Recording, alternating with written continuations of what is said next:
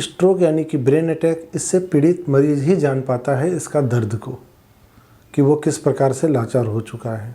लेकिन जैसे जैसे दुनिया की हर क्षेत्र में टेक्नोलॉजी की क्रांति हो रही है, इस क्षेत्र में भी काफ़ी क्रांति हो रही है। तो चलिए आज हम बात करते हैं क्या क्या नई चीज़ें आई हैं, नई तकनीक आई हैं जो स्ट्रोक के ऐसे मरीजों के लिए जीवनदायिनी साबित हो रही हैं।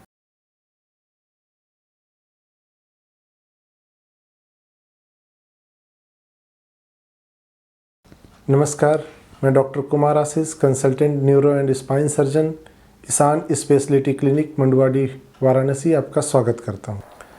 स्ट्रोक की नई तकनीक में सबसे पहले आता है इसके जांच की जो सुविधा, जो नई MRI मशीनें आई हैं।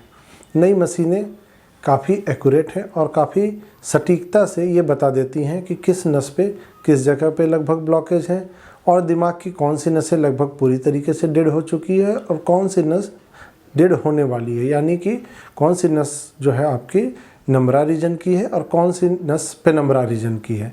पेनम्बरा रीजन एक वो हिस्सा होता है जो नम्बरा रीजन यानी डेड जोन के चारों तरफ होता है।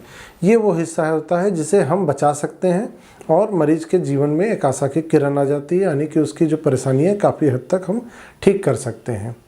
तो MRI की नई तकनीक से इस चीज़ का पता लगाया जा सकता है और उसके हिसाब से हम दवाइयाँ दे सकते हैं। अगली जो आती है वो है DSA की सुविधा। DSA यानी कि डिजिटल सब्ट्रैक्शन एंजियोग्राफी। ये एक नई तकनीक है जिसमें हम ब्रेन की एंजियोग्राफी करते हैं।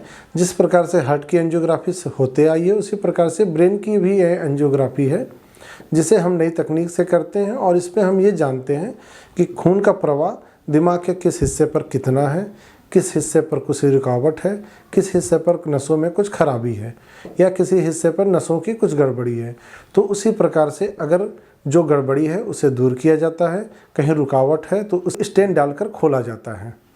उसी प्रकार से अगर खून की नलियों में कुछ खराबी है, जैसे कि गुब्बारा है, कहीं खून की नलियों का गुच्छा है, तो उसे भी इस तकनीक से ब्लॉक किया जा सकता है और ठीक किया जा सकता है। इसी तकनीक का एक बहुत अच्छा उपयोग है कि जो तुरंत स्ट्रोक हुए मरीज होते हैं, जिनके लिए कि टाइम इज ब्रेन कहा जाता था।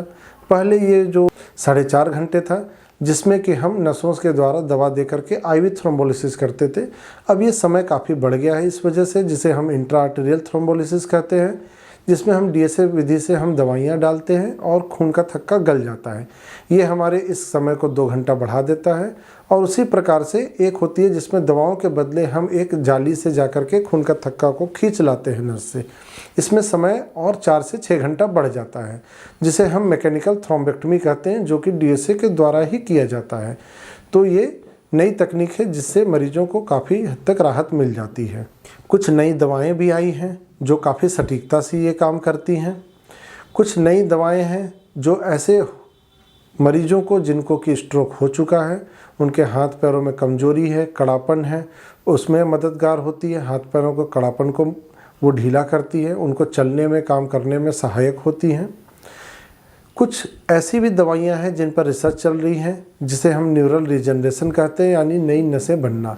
इस पर कुछ रिसर्च चल रही हैं और देखते हुए लग रहा है कि आने वाले समय में हमें इसके बारे में भी कुछ अच्छे समाचार जल्द से जल्द मिलेंगे।